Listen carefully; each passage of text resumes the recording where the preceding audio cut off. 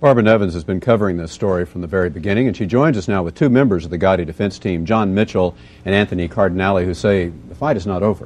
We plan to appeal this case, obviously. Now, you asked the jurors to look at the evidence differently. Well, the reason for that is that the way this case was constructed, in order for the government to prevail, they had to prove certain discrete crimes.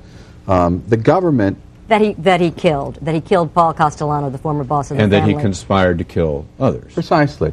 Now, the government's proof was really designed to prove the structure, to prove the allegations of this organization. And I think they did that in a strategy to try and convince the jury that if that were true, then everything else must be true. And I think that's what Tony is referring to.